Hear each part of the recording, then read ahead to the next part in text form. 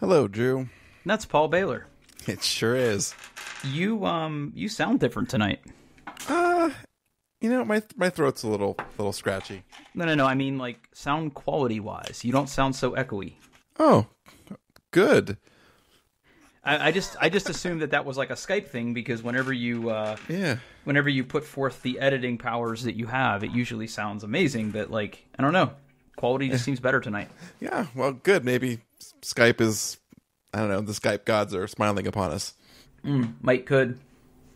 Let's get this document open. Man, so many things are happening. I know. Oh. Well, we have actually a pretty packed schedule for tonight. So, where do you want to start, buddy? The first one's really quick. It's kind of embarrassing, but it's something I have to share. So, I've been really trying to do the whole don't touch your face thing because, coronavirus. So, part of that for me is I'm trying to not bite my fingernails. And honestly, that part has been going okay. But what has happened is my nails grew to what I would deem to be a biteable length. So then I went to get a pair of nail clippers to trim my nails, and then I realized I have no idea what I'm doing with nail clippers. Okay. Yeah, it just I don't know. I'm just incompetent with them. They're uneven. There's jagged edges. There's points. It's embarrassing, really. Well, okay, hang on. So, nail clippers aside, are you actively trying to rid yourself of this filthy habit? I mean, maybe it's a good enough time as any to stop biting my nails. Now, is there like a plan of some kind? Is there some method to this, or? No, I'm just trying to not bite my nails. Okay, I don't know if you were got some self-help books or I don't know. No, I'm just trying to be mindful, and I mean, I have caught myself with my fingers in my mouth a few times. I'm trying to be like, no, Paul, bad Paul. But Titles. I can't. I mean, I should post a picture on Twitter. It's embarrassing. I can't. All right. Well, first of all, you have to understand that you're among friends here. I have been a nail biter my entire life, and I would say that it's equal parts nerves. When I'm nervous, I do it more, but the rest is just like an unconscious habit that I have. And I think that I've also may have mentioned on this show that I also bite my toenails, which is gross. I make no excuses, but I also offer no apologies. I am who I am. So I can get my whole foot in my mouth. So, ladies. I mean, someone's got to be really into that, right? I mean, yeah. I mean, well, you know what? There's only one way to find out. Hang on. Going incognito. Let's new in private window. Let's see here. Let's see how far this rabbit hole goes. So we're going to head on over to this website you may have heard of called Pornhub.com. What? These will not be show links. Okay, there's some boobles. Let's search for fingernails. Fingernail biting. Okay. Let's see here. Oh, wow, I can't say those things out loud. Sexy long red fingernails Latina. Okay. Silk scarf HJ with long fingernails. You know what? I've been here too long. We're done. Yeah, so, okay, yeah. Listen, it's the internet. You can find everything. Okay, yeah, so I've tried in the past to stop biting my fingernails, and, I bite my fingernails, in the worst places. I bite my fingernails on airplanes.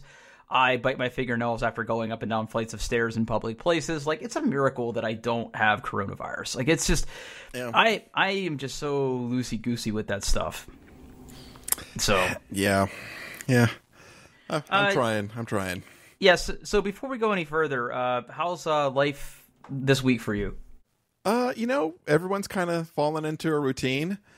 The kids are back to school, quote unquote.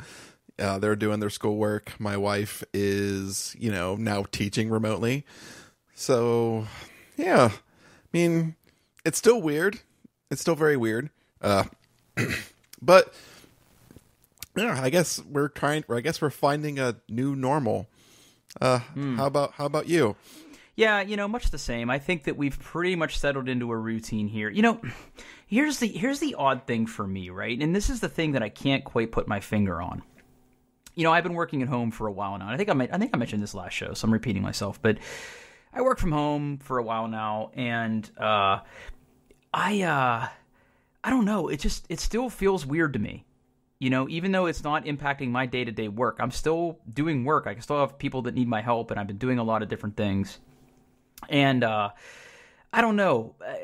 With my gym being closed and the restaurants being closed that we can't go out to dinner, I have not been leaving the house. I just haven't been. Yeah. So, I've actually been running again because the gym I go to has been posting running workouts. And I've been doing different running workouts every day, almost every day, not every day, to try to, stay in shape and get out of the house. And today was an absolutely gorgeous day to go for a run. It rained later in the day, but right around lunchtime, I had an hour and a half of downtime. And I just went out for a run for 40 minutes, and it was great. I stopped. I saw a lot of dogs. I couldn't pet any dogs because the owners, wanted to stay away from everybody. But yeah, it was good. My wife has adjusted pretty well. She's in her routine now. It's funny. We both kind of take our conference calls in different rooms if we have to. Yeah. Yeah. Otherwise, it's been good. She's adjusted really well to the online teaching stuff. She's kicking butt, and we're not ready to kill each other. So I think that's pretty good. Yeah. I mean, I expected more arguments and grumpy people, but so far we've all been, relatively civil, I guess is the word I'm looking for. Yeah. And, we've been pleasant around each other, Now, for your work, how have your coworkers adjusted to work at home life? You know what? It's actually been really, really, really well. I'll give a shout out again to Microsoft Teams. That is what we use. It's actually funny how quickly we've used it for not just for meetings and video chats, but there's a couple of groups out there that are just really just for socializing and sharing memes and asking what people are eating for lunch, and those little conversations you had at the office, right? That just kind of organically happen when you have a bunch of humans together. So we're trying to replicate all of that with Teams, and it's yeah.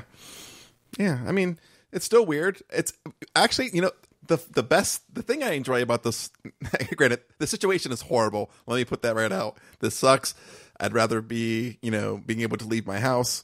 But one thing I really, really enjoy is these little insights into my coworkers' personal lives that you get the first 5 minutes of a video chat.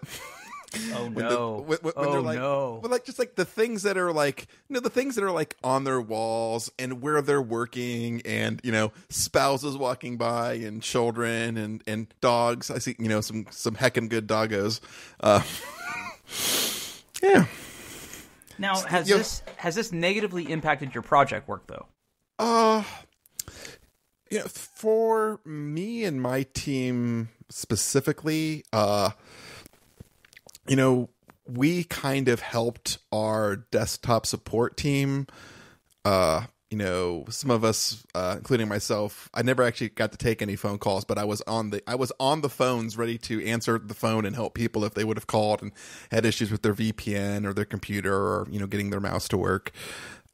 So things kind of slowed down a little bit there, but this week in particular, things are picking back up and projects are moving forward, and I mean, it's kind of just like home. Everyone is figuring out what the new normal is, and getting used to it, and making progress. Yeah. Now, have you guys had to push anything back because of this? Are timelines moving because everybody's working at home and their schedules might be different, or? Nothing's really moved yet. I mean, that's always a possibility, but so far everything seems to be moving quite along. I mean, there is some precautions, like we're taking, there were some things that we were doing as a company that were very time focused and, dependent on other companies and stuff like that. And we're taking precautions just in case, like, key personnel get sick. We're just like, we're not moving the date, but we're just like, okay, what if something happened and we can't hit it, right? So we're kind of having those discussions and taking those precautions. But, just to be safe, right? It's another, businesses like to manage risk. It's something that they do. So we're just doing that a little bit more. Things are going as well as could be expected. So, okay. Now, what about you and like your clients? Everybody kind of hit pause on a few things that were in flight, but most of the people that I've been helping have been maintaining a schedule. I've actually had to be pretty flexible these last couple weeks because the team I'm on is in a pretty concentrated geographic area here in the Midwest. And, we've had some people get sick. And some of these people were on the hook to do, workshop deliveries or working with customers on something that they had things to help, be on schedules for. And, they don't want to slow down. So I've had to step up and take on a couple extra things. And that has put some more pressure on me. Like I've got something really big going on next week that I got to get ready for. But, by and large, if anything, my schedule has actually changed as a result of this. I didn't think it was going to, but it has. So, again, not being able to go to the gym or anything, that was like the only reason I would leave my house during the week. So now I don't have that. So I'm finding ways to sneak a workout in, and that is changing my schedule. I'm proactively taking more breaks during the day instead of sitting at my computer all day, which is nice because my wife's home and we can talk and chat and everything.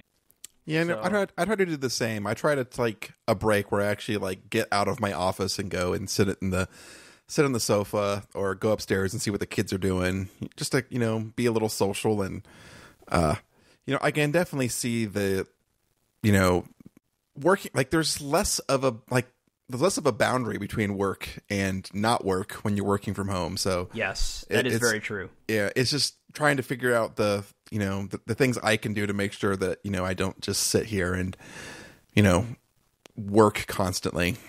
Yeah, and some stores are still open. So we, the wife and I, took a field trip to a local business on Tuesday, and it was a very, very interesting experience. Let me talk about this. Okay. Let me put a topic in here, and coronavirus. I don't know if that's how you spell that. Okay, so let me set this one up. Look, you and I are exceptionally fortunate. We haven't been, I would say, negatively economically impacted because a result of this situation. We work in businesses and for companies that, regardless if someone works at home or where they work or what they do, we're very employable in situations like this. And that is not the case for everybody. And it's scary. It's very scary. Yeah. And, unless things get better, there's a possibility that those tendrils could sneak into our workplaces because they don't need as many of us anymore, right? So that's something that's a very real possibility. I don't think it's going to happen, but it is certainly a real possibility. But small businesses like restaurants and local shops that can't be open right now are hurting, right? And it's true. Yeah. It scares me a little bit there because, listen, I think I've said before, my wife and I were incredible food snobs and we love going out to dinner. Like last Saturday, we made a point to get takeout and tip very well at the place that we ordered food from. And we're going to do that again this Saturday. And I've been trying to order food for carryout or delivery during the week when I can. But that said, I think that a lot of people that listen to this show know that I own some guns. I wouldn't consider myself a gun nut. Like, I'm not some big, super conservative, Second Amendment thumper that, come out the puss with a gun type of thing. But, I think that... But at the same time, I own some firearms. And there was a period of my life where I did a lot of shooting. I even shot competitively. And that was good times. But over the past, 5 years... I haven't shot as much, didn't buy any guns. It was just something that kind of put on pause for a little while. But I got an email the other day from a local gun store that I go to that they were open for carryout. Okay. Yeah. And what does that mean? It means pretty much exactly what you think it means. So I got that email, and I'm like, you know what? They're a really nice gun store, and even though I don't necessarily buy a ton of guns, they do have an exceptionally nice indoor range and indoor rifle range. So it is a place that I want to make sure stays around, because otherwise I have to drive to places with less rules to shoot, and guns don't scare me. Other gun owners do. So makes sense. Okay. Yeah, so I really, really, really hope this place stays afloat. And they're big enough that I think they will, but I wanted to show my support. So I got this email and I saw it and I'm like, okay, I'll bite. So I sent an email on their contact form and I was looking for one particular gun with the possibility of looking at a second gun depending on what the price of the first gun was. And we're talking handguns here. I'm not talking like bazookas or machine guns or like big long rifles. I've already got a few of those. I don't need another one of those. But I emailed them, and actually the owner of the company was the one that replied to the email. And he's like, "Hey, you're in luck. We have this gun." And I'm like, "You know what? Set it aside. I want to come get it." And he replied back and say, "Okay, I'll set it aside for a couple days. Our hours are 10 to 4. And the way this works is you drive up to the store, and when you pull into the parking lot, there will be a sign that you text a number, and you will be told when you can come in." So they're very, very limiting the amount of people they let in the store at one time. Okay. The store is also closed for browsing. So unless you're there specifically to pick something up that you want, that you've either already paid for or will pay for when you get there, that's it. That's the only thing they're open for. So it's like get in, get out. Get in, get out. So we took a little lunch field trip up there on Tuesday. And, I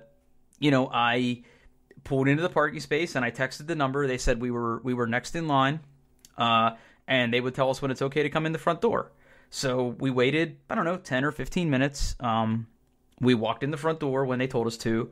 We walked up to the counter. They already had the guns that I was considering, like, there on the counter. They were very, very strict on, hey, use this hand sanitizer before you use this. All the employees were wearing nitrile gloves.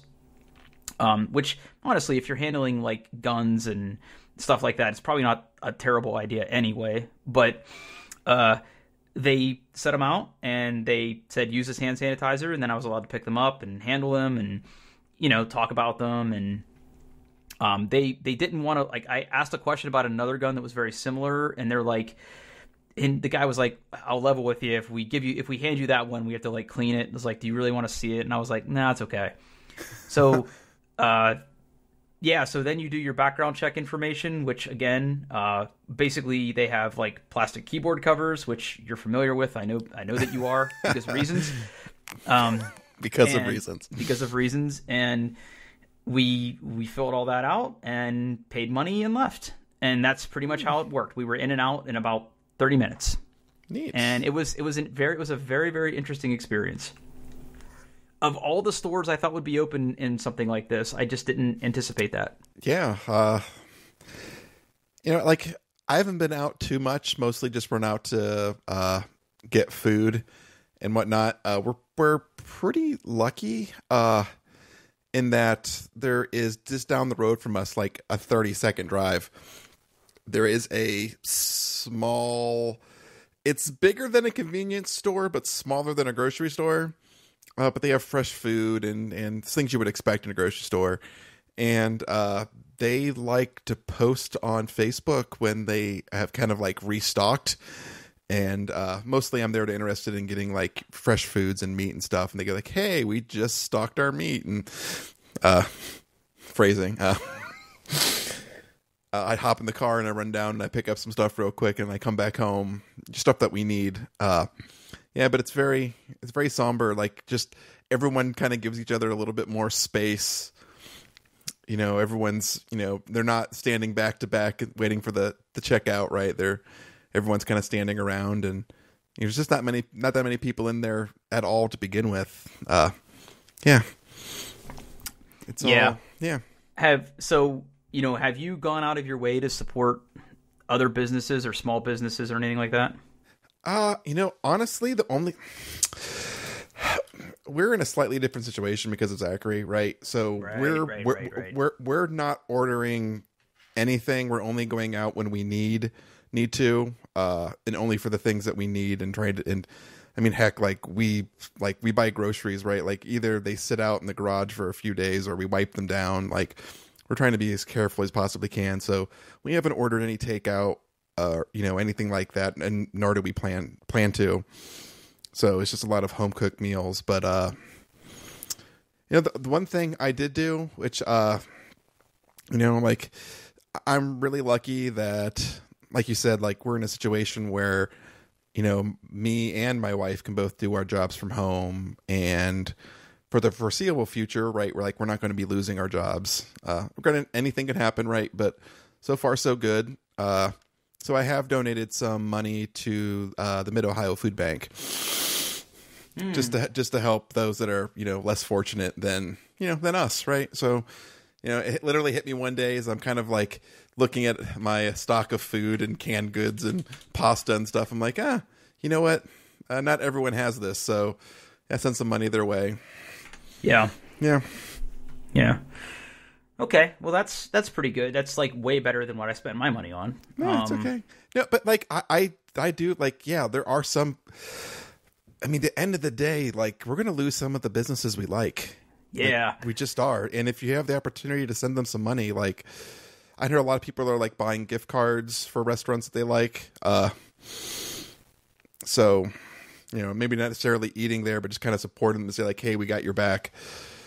Yeah, and I've done that with our friendly local game store too.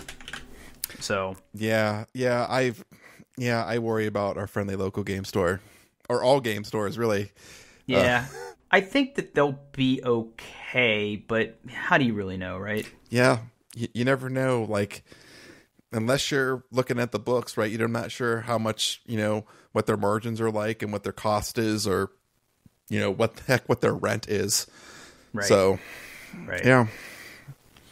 Yeah, scary stuff, man. Well, I mean, any other like coronavirus related things we need to hit before we get some of our other cool stuff? No, I think we should move on. Move on. Yeah. All right. Yeah. All right. I want you to take the next couple ones here. I'm gonna move this up in the dock because we need to talk about these two particular things.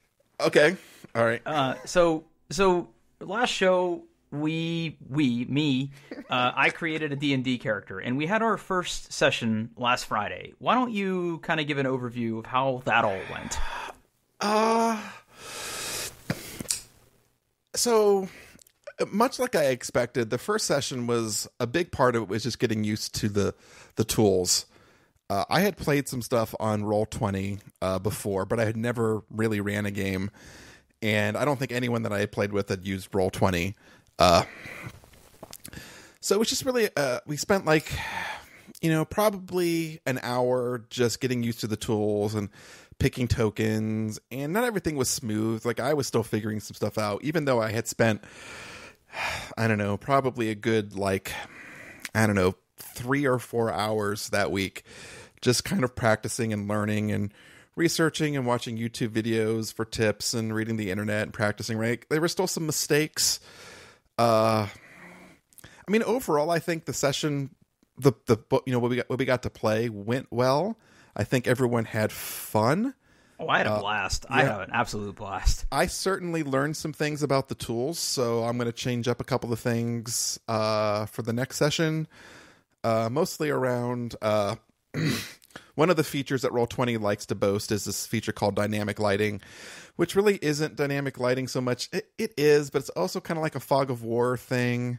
And there were some things I really liked about it, and there were some things that I didn't, and I learned what checkboxes to check and what things to change to kind of fix the things I didn't like. So hopefully the next session will be a little smoother. But, I'm really excited. The more I'm kind of digging in.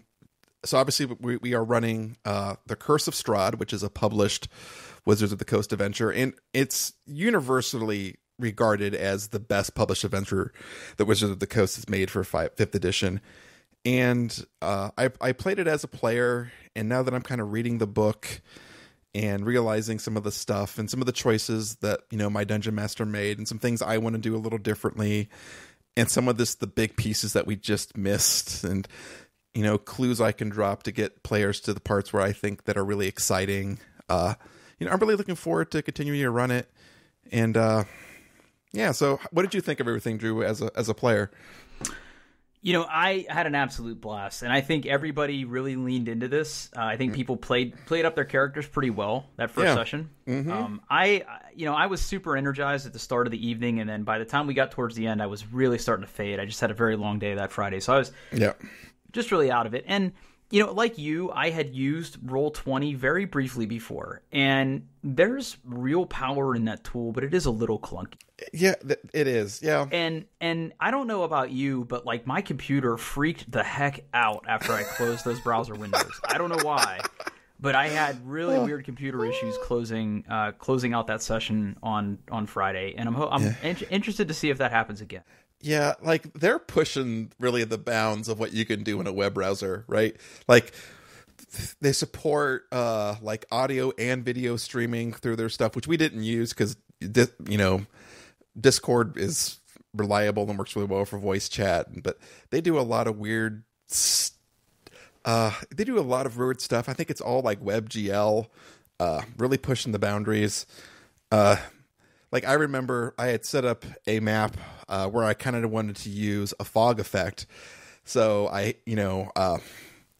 found some fog effect that was interesting, and it was animated. I'm like, oh, cool, I'm going to put fog down. That's going to be animated. It's going to be real spooky. But like every time I brought up that map, like immediately just my fans just kicked on, like just like not like a little bit, but loud. I'm like, well, I'm just going to turn the animation off. And it was much happier. But yeah, I mean, it's a really good tool. You know, if you want to try some, you know, dungeons and distancing, Dungeons and distancing. Yeah, I like that. So thoughts on the overall party makeup and how we gelled? Yeah, you know, I'm really happy with the party makeup. I think all the players really got into their characters and had some fun, and you know, I'm really looking forward to finding some buttons to push for your character. So yeah. I had a blast. I mean, you're a fantastic GM, and you know, every time I've ever been in one of your campaigns, we've had a good time, and I'm really tempted to see kind of where the campaign goes. And our next session is tomorrow, which I think will be pretty fun. Yeah. And it'll be good. It'll be good.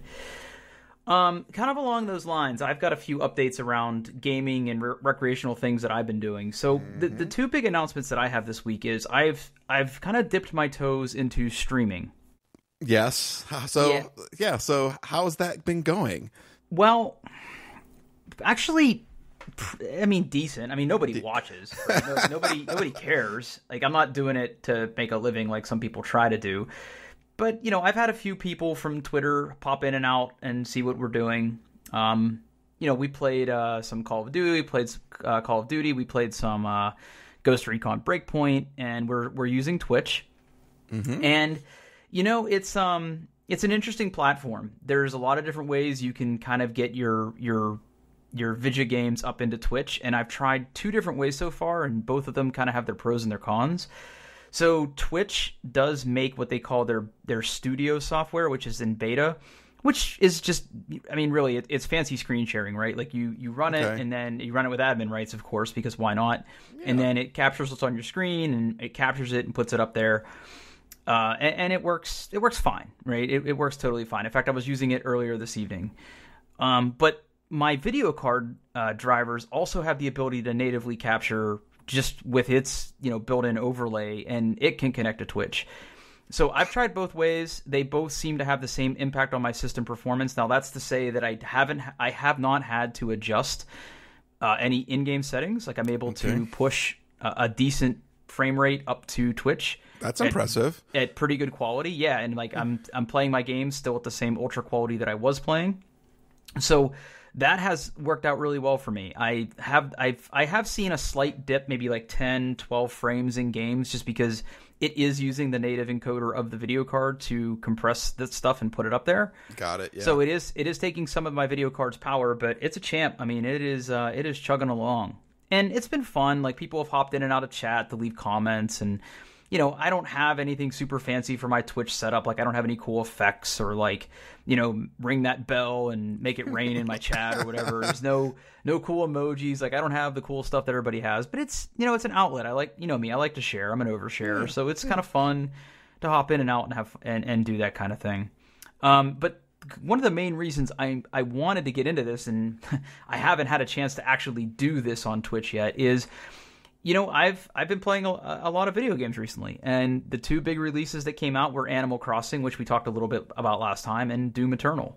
And originally I was going to be streaming Doom Eternal for people who wanted to see it, and I just haven't had a chance to play much Doom Eternal yet because I am totally addicted to Animal Crossing. Same. Yeah.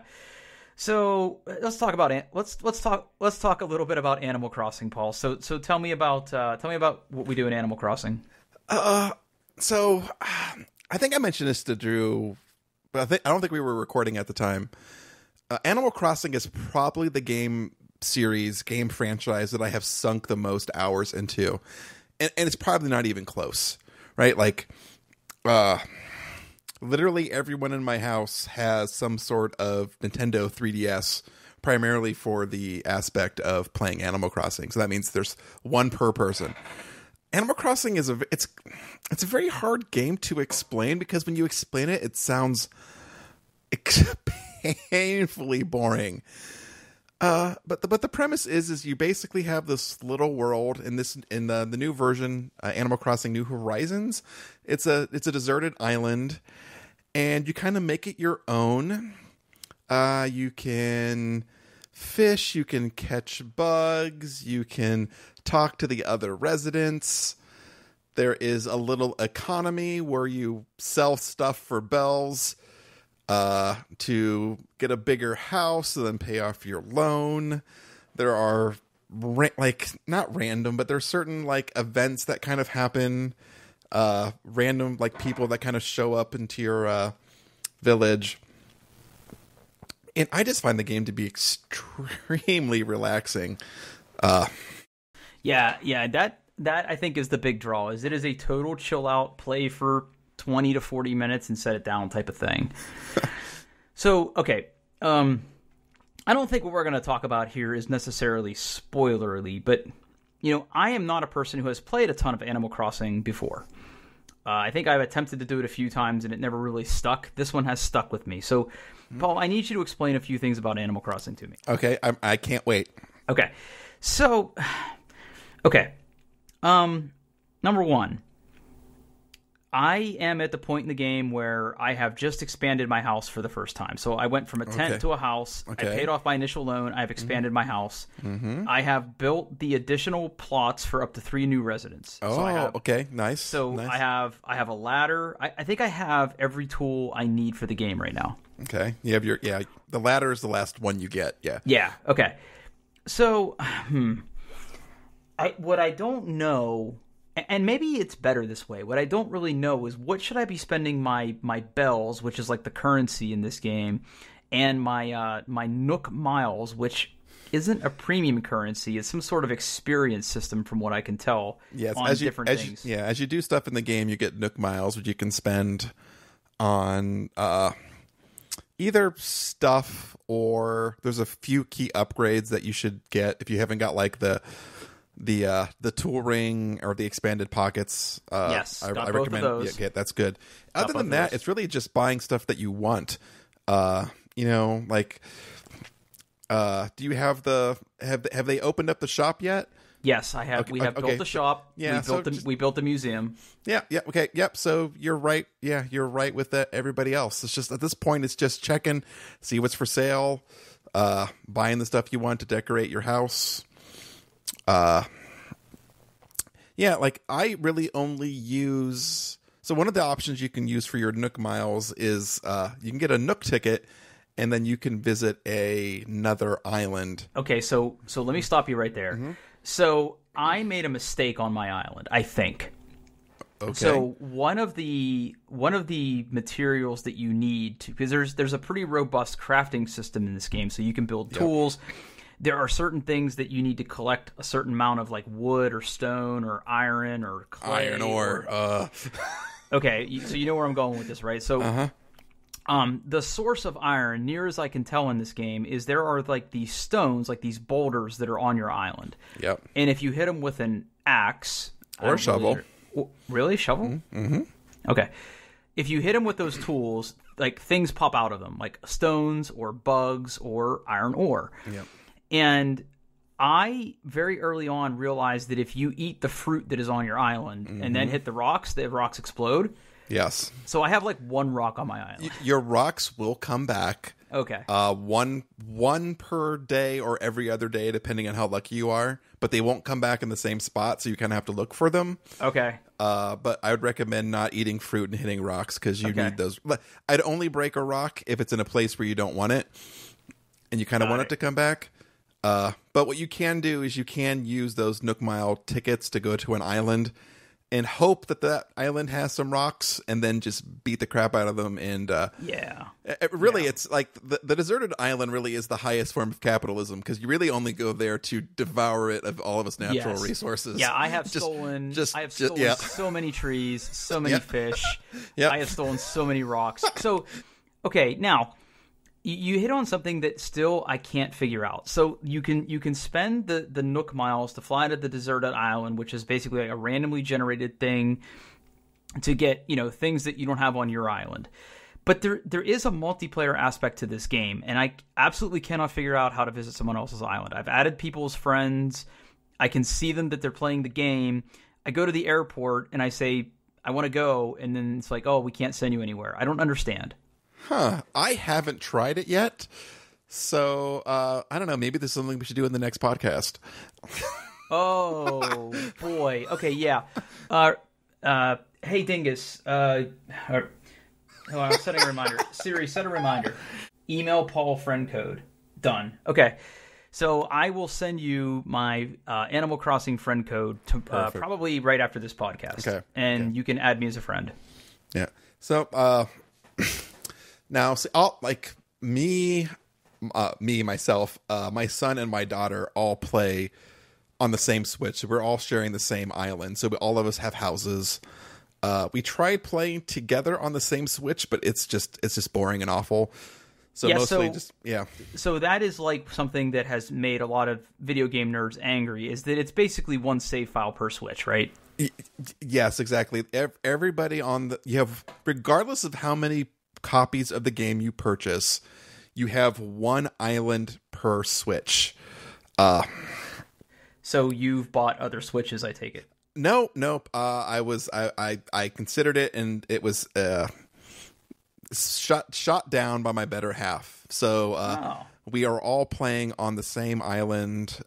Though, like, my daughter played a little bit, and she's kind of lost interest. My son plays maybe an hour a day, and I'm putting in 2 or 3 hours a day.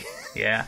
It is such a great game that, like, if a conference call ends like 10 minutes early and I don't have to like poop, like, it's such a great thing. Or even sometimes when I do. So, Spoiler alert if you come to my house, just know what you're getting into if you pick up my Switch. But like, it is such a great thing to just pick up and play for a few minutes, do something you needed to do, like go catch a few fish and then set it back down. Yeah, I have avoided playing it during the workday only because, like I said, I've played a lot. I played an unhealthy amount of Animal Crossing in my life, and I just know that, like, I will pick it up and go, like, I'm going to play for 15 minutes. I'm just going to catch some fish, and I'm going to see what they have in the store. And then, like, an hour and a half later, would be like, I just want to run to the museum one more time to see if I can donate anything. And then, my net broke, so I should really go back and craft another net. And then I really should drop all these resources off of my house. And have I shook that tree yet today? I better shake that tree. Yeah, that's a really good apt description. Now, Okay, so a couple other things I don't really fully understand here. So no one else has moved to my island yet, but I'm assuming once I finish building their houses, they will. Yeah, you have to build like the six things that they want for their house. And then even then only one moves in per day. So I just had my first person move in today. Okay. And I have everything set up for another plot as well. Yeah. The other thing we should probably say that if you don't like spiders, don't play this game, because I have been absolutely cucked by a series of tarantulas in this game. Yeah, I have yet to catch one. I have caught two. Okay. You're doing better than me, but yeah, they come out. I think they come out more often at night or on other islands. But yeah, they just come out of nowhere, and they're not like most insects and bugs you can catch. They're kind of just like, hey, I'm just gonna flutter around here and land on this, and they're really chill. But spiders and wasps, man, they don't mess around. They just like, yo, you're dead. I'm gonna come right at you. Yep. It's very unsettling because they literally charge you. Yeah, that little animation when they kind of like rear up. Yep. Yeah, it's scary. So I have caught two. I donated one to the museum, and the museum in the game is where it's basically like an achievement tracker where if you get something that you've never captured or collected before, you could take it to the museum and you could donate it, and it's basically like a rolling progress of what you've done in the game. So for the completionists out there, it's really cool. So I've donated one of my tarantulas to the museum, and I'm keeping one in my house because I'm told they sell for a lot of money. Yeah, I imagine they would. Yeah, I mean, because they're the more rare a creature is, the more they sell for. That's capitalism for you right there. I feel like I have seen at least one tarantula per night on my island. Okay, so I haven't seen one for a couple of nights.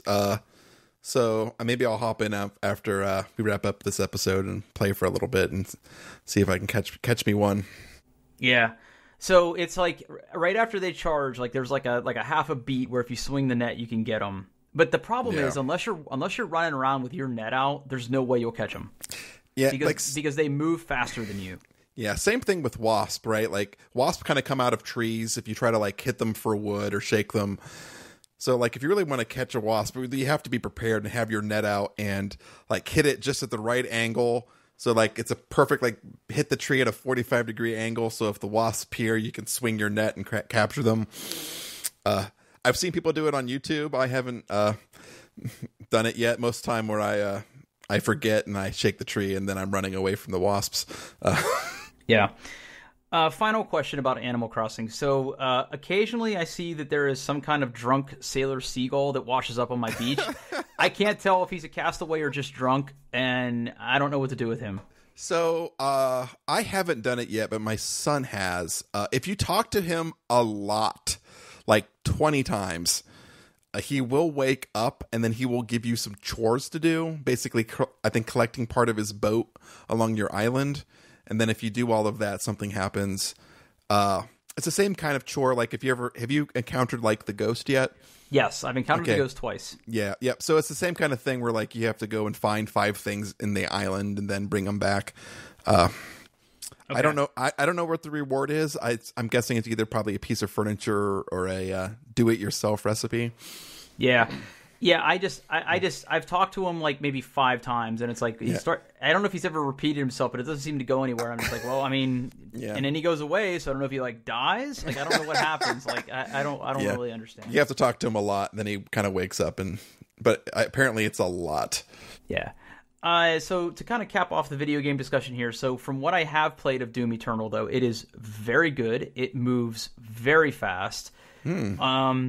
The thing, if there's one thing I don't know if I dislike about it, but one thing I really liked about Doom 2016 when it launched is that, yes, it was demonic and you slayed a bunch of things, but it took place kind of in this, like, sci-fi Mars type complex, and this one takes place on Earth, and everywhere I've been so far has been very gothic and everything, and it's okay. The visuals are impressive and the fights are intense. You really start at a handicap, even though you get some really cool guns to start. You are very, very handicapped at the start of the game for reasons I don't necessarily want to go into because I know you're going to play it. But from what I have played of it, it is very good. There is some kind of story there that I don't remember any of this from when I played Doom 2016. But it's garbage. I'm just there to rip and tear. Like the story is pretty much hot garbage, which most Doom like. Yeah, I'm sure there are people that play Doom for the story. I'm not one of them. Oh no, demons! Please help us kill the demons. Right. So far, I've seen Vikings and other Doom guys, and okay. yeah. I don't know. I don't know what's happening. I'm just there to shoot guns and kill demons. But it's good. It is good. I'm going to play more of it probably tomorrow. No, not tomorrow night. Probably Saturday during the day. Okay. So maybe I'll stream. Maybe if you stream and I catch you on Twitter, I'll watch for longer than 5 seconds, which is how much I watched you before. Or you could subscribe on Twitch, and then you'd get a notification whenever I started streaming. You know what? I should do that. Make sure you paste your Twitch channel into the show notes so then I can subscribe. Right. Yeah. And everyone else can subscribe because we all want to watch you play video games. Like, comment, and subscribe because, I'm just here to make sure people like me. Yep. Okay. A couple more topics before we close out tonight. So you have a metal album recommendation. Yeah, so I usually don't do this, only because not a lot of people like heavy metal or aggressive music.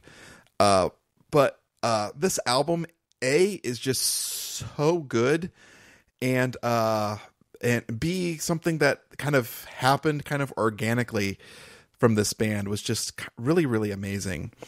So the album is Underneath by the band Code Orange. So first things first, the album came out on March 13th, which was basically the day that everything started getting weird, right? It was that Friday, and things had just kind of started shutting down, and, places started closing, and people started, doing the whole social distancing thing. Well, they had planned. They're from Pittsburgh, Pennsylvania. They had planned to do on the 14th.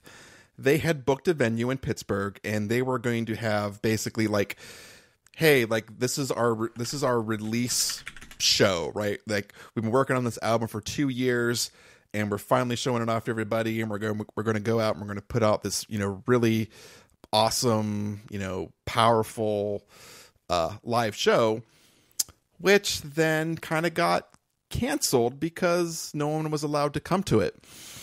So what they decided to do was they still had the venue booked, and they did their performance into a empty venue, and they streamed the whole thing on Twitch. It's on YouTube now. It was just a really kind of interesting thing. I know I watched it live on the 14th of the 14th, and I really enjoy the show. It's also on YouTube now, so I'm going to put a link in there as well. But this album is just, so far it's my album of the year, and it's not even close. If you're interested in music at all, I would recommend people giving this album a listen. It spans multiple genres, right? There is, obviously, they are primarily a hardcore band, which is basically roughly, I would say it's metal and metal plus punk, right? So they kind of have more of a punk root, but it is very, lots of guitars. There are some harsh vocals. There's also some, clean vocals as well.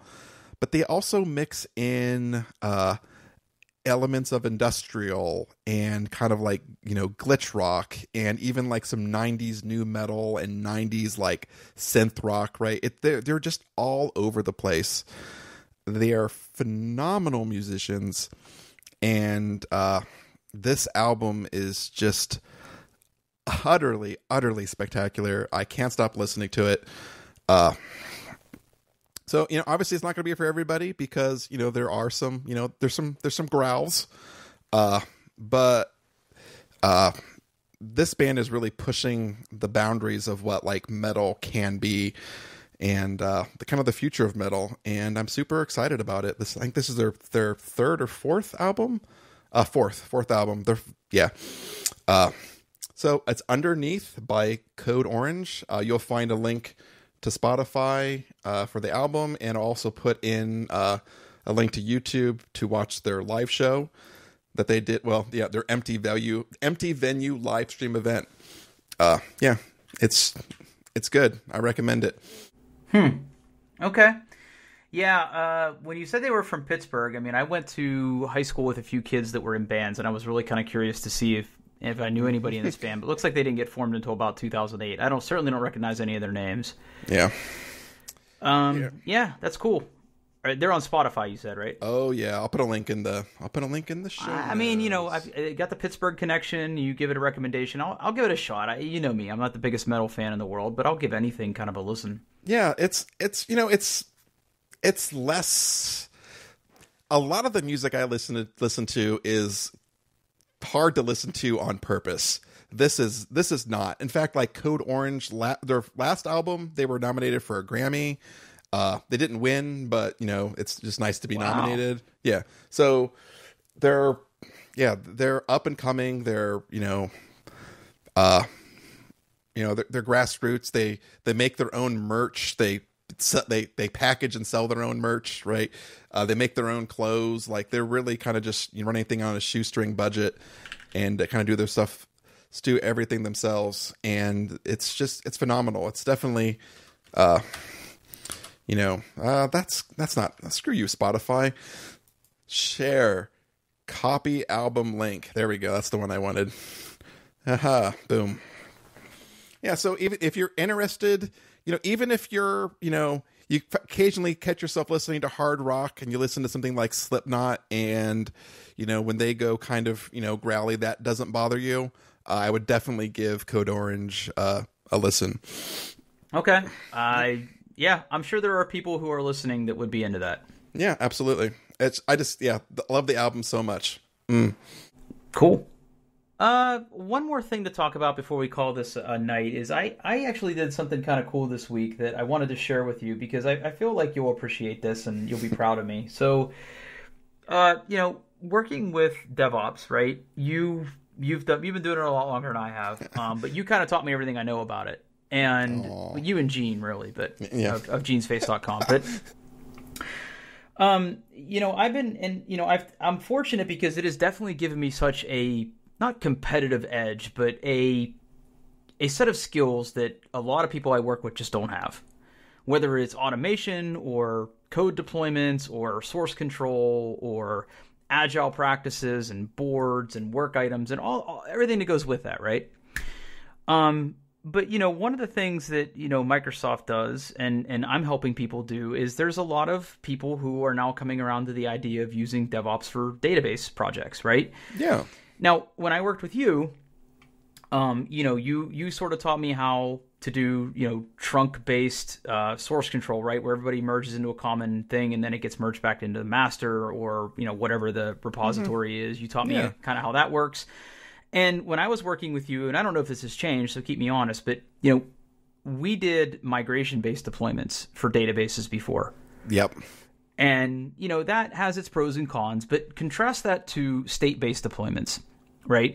Where you actually have to manage a project in something like Visual Studio for your SQL Server databases and then deploy those database projects on top of your databases. So before I go any further, have you ever worked with databases like that? I mean, I have worked at places where that is what we have done for databases, where basically you kind of have a repository that kind of defines what your database should look at. It's kind of like if you made it from scratch right now, this is what it would look like. So everything's create scripts. Yep. And then usually there's some sort of tool involved that does a diff and then, makes everything look like that. And there are advantages and disadvantages of doing something like that. On the one hand, I don't want to bury the lead because I'm not a fan of doing it that way. Obviously, I'm not either. I'm not either.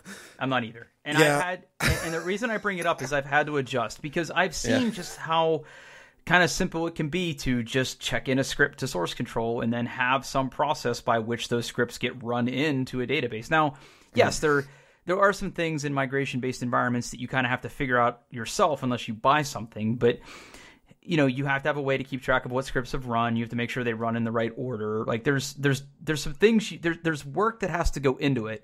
But at the end of the day, I feel like if you're a SQL developer or even a regular developer, it's less work to have to manage that. I don't know if you agree with that statement or not, but yeah, you're absolutely right. And honestly, like, excuse me, it's not like you should always do migrations based and never do like state based.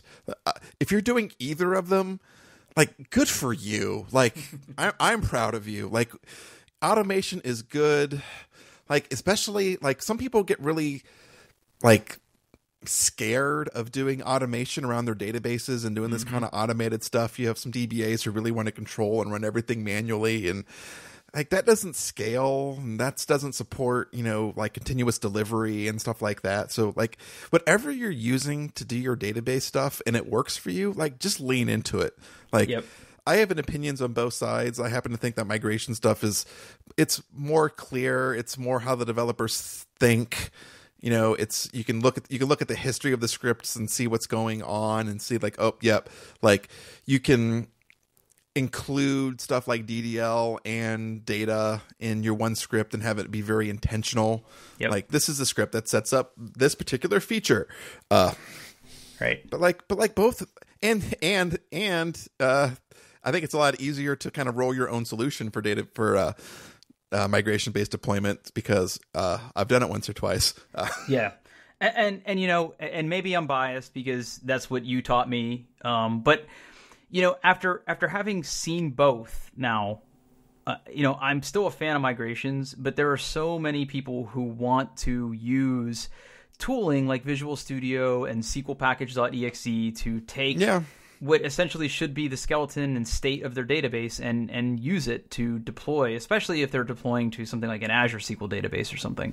Yeah. So long story short, I get it. But the problem is that I had never built an entire end-to-end pipeline that can manage all of that. And as of today, I have. And it's been interesting because, I know enough about Visual Studio, how to create a project.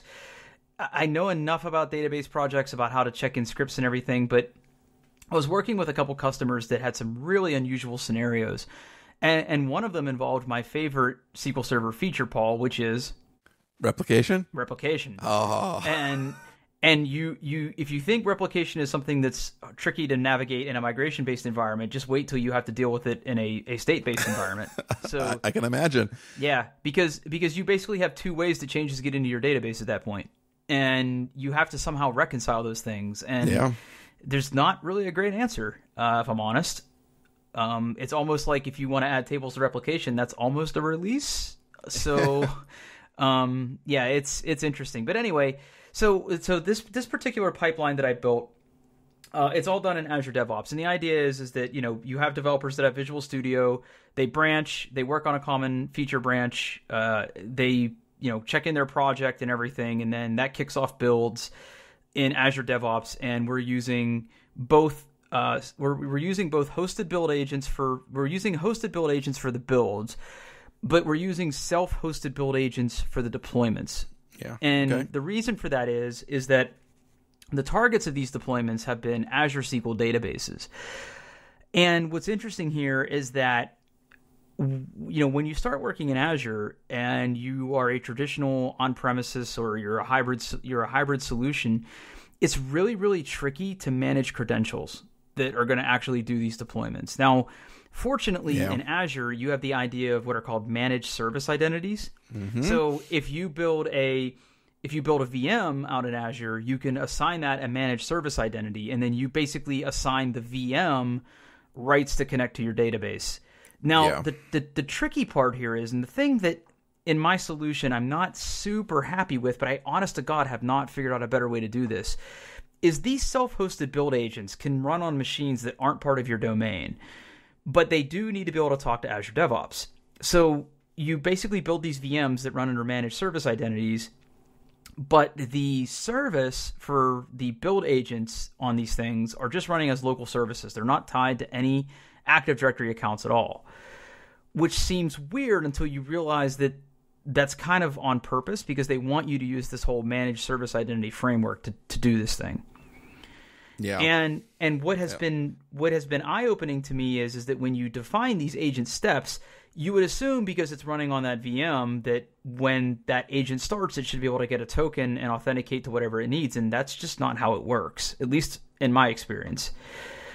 So you almost have to include a step, like a PowerShell script step, to initialize an access token that you plan to use, because SQL package.exe, which is what you use to deploy your DAC packs out to these different, databases, does support an access token flag. So if you can get an OAuth token, you can then pass that along. So you can okay, that makes sense. Yeah, and it clever. works, and it works. But in my opinion, the way it should work is that if I'm using a managed service connection to Azure and for Azure DevOps, I feel like it should generate that OAuth token for me. And there are options and checkboxes in your build agents that lead you to believe that that's the case, but I absolutely could not get it to work. But at the end of the day, I was like, well, screw it. I'll just get my own token with blackjacks and hooker. And that's what I did. And it worked. And, I went online and I saw that's how other people were basically doing it. And I gotta try to figure out if there's a more elegant way to do it instead of having to rely on a script task in my pipeline to do that. But so far I haven't found any other way. But long story short, for the non-DevOps people listening, but it's a really cool thing. I've certainly learned a lot. And, when I learn something cool like that, I feel like I've got enough experience kind of on the migration and on the state-based deployment side of things now that I feel better about it, which is why I was excited. Yeah, and that's awesome. I love, I basically made my career, at least recently in my career, just automating stuff, right? Just taking stuff that's manual and boring, that it's error prone, and turning it into something where it's just a button click or something that just happens and no one has to think about it. Like one of the core tenets of kind of like DevOps and stuff is, if it hurts, do it more frequently, right? So if you have an issue with something or something breaks or something just really is hard to do, the answer is to do it more, because you'll automate it, you'll make it easy, you'll make it routine. And I love these stories of like people figuring out this stuff, and it's all good. I love it. Like it makes like the if you automate something, you can do it more frequently, and then it becomes routine, and then you can do something else that's more fun and keep pushing the envelope. So I'm proud of you, Drew. Yeah, no, it's been good, man. It's been really good. And like the one thing I want to pick your brain more on. I want to. Wow, that was bad. The thing I want to learn more about, because I get it, but I don't. But I would love sometime, if maybe on here or outside of here, if it's too boring, is talk more about trunk-based work, right? Like branching patterns, stuff like that. Yeah. Okay. Like that's something I kind of know how it works, but I can't properly explain. So I've been reading more about that, and I want to be able to explain that more to people. Yeah, we should just we can just grab lunch or something and just jump on a call and talk to each other, and or we could do it on the show too. Whatever you want to do. Yeah. Because I have opinions. Yeah, I know you do, but they're good opinions. I believe in those opinions. So, oh man, that's an hour. Let's wrap. Sure is. All right. You can find us on the internet. Sorry, I should talk into my mic. We're on the internet at doingtheirbest.com. That's what it is. Doingtheirbest.com. We're on Twitter at doingbestpod. You can get a hold of me at Paul Baylor on Twitter. If anyone wants to do a listening party and wants to listen to Underneath by Code Orange with me, just reach out on Twitter. We'll all get that set up. Oh, that's a great idea. Yeah. And where can we find you, Drew? Yeah, so obviously you can find everything I'm doing and what I'm up to over on Twitter at Pittsburgh, Pittfurg. Nailed it. And we'll drop a link to my Twitch channel in the show notes. But here's the thing: if you're not into video games, you're not gonna like that at all. But if you want to watch somebody suck at video games, like, you give me a listen, give me a watch. It's fine. I mean, I do it just to do it because it's relaxing and it's fun, and I figure it gives people a view into how I spend my free time, which is poorly.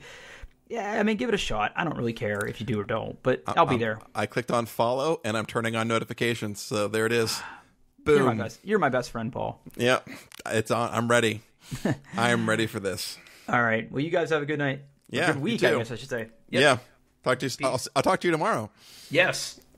All right. Take it easy.